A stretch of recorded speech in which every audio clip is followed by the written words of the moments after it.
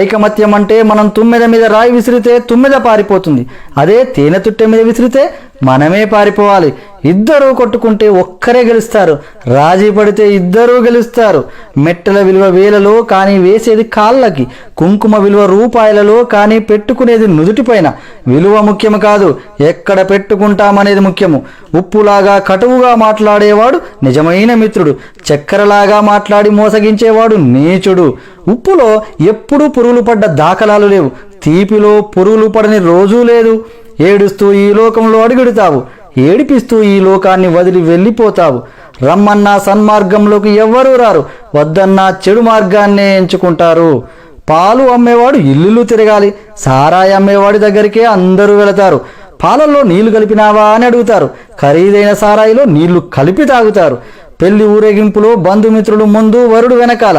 శవయాత్రలో శవము ముందు, బంధుమిత్రులు వెనకాల. శవాన్ని ముట్టినందుకు స్నానం చేస్తారు, మూగజీవులను చంపి భుజిస్తారు.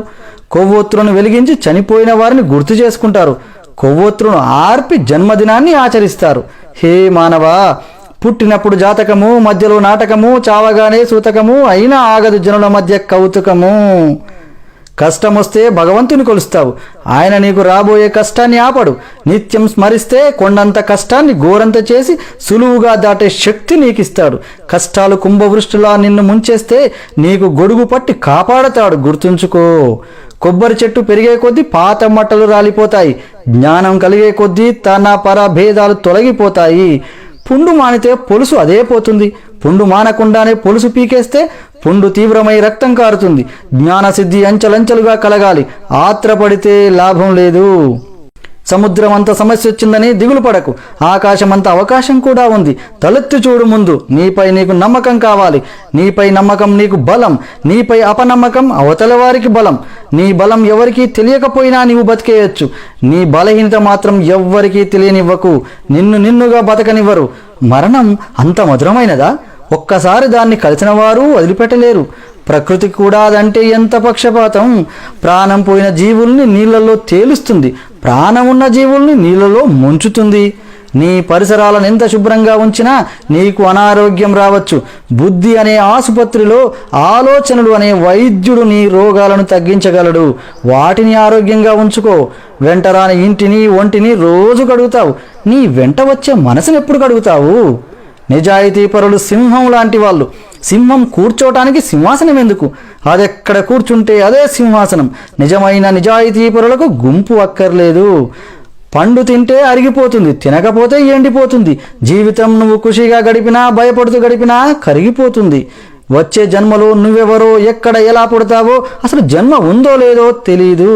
నువ్వు నా వాళ్ళు అనుకుంటుంటే వాళ్ళు తర్వాత వాళ్ళ కోసమే బతుకుతారు. నీకంటూ ఎవరు ఉండరు, ఏమీ మిగలదు. అర్థం చేసుకుంటే పుట్టిన దగ్గర నుంచి పోయేందుకే మన ప్రయాణం. ఈ మాత్రం దానికి పుట్టడం ఎందుకో తెలియదు, తెలుసుకోవటంలోనే ఉంది కిటికంతా. అందుకే ఈ జీవితం అంతా. మరణం దగ్గర పడితేనే మహాసత్యాలు బోధపడతాయి. పని చేయడానికి పని మనిషి దొరుకుతుంది, వంట చేయడానికి వంట వాళ్ళు దొరుకుతారు. రోగం వస్తే నీ బదులు భరించడానికి ఎవరూ దొరకరు. వస్తువు పోతే దొరకచ్చు, జీవితం పోతే మళ్ళీ దొరకదు. తెరపడే రోజు ఏం తెలిసినా ప్రయోజనం ఏంటి? పక్కనెంత మంది ఉన్నా, ఎంత సంపద ఉన్నా ఏంటి? 40 లక్షల కారైనా, 4000 సైకిల్ అయినా రోడ్డు ఒకటే. 10 అంతస్తుల మేడైనా, పూరి గుడిసైనా వదిలేసే పోవాలి. రైల్ జనరల్ బోగిలో వెళ్ళినా, ఫస్ట్ క్లాస్లో ప్రయాణించినా స్టేషన్ రాగానే ఒకేసారి దిగిపోతారు. కళ్ళతో ఈ జగత్తును చూస్తే కనిపించేవి కేవలం దృశ్యాలే. హృదయంతో చూడగలిగితే జగత్తంతా సుందరమే. మానవులుగా బతకడం కాదు, మానవత్వంతో బతకాలి. సర్వే జనా సుఖినో భవంతు.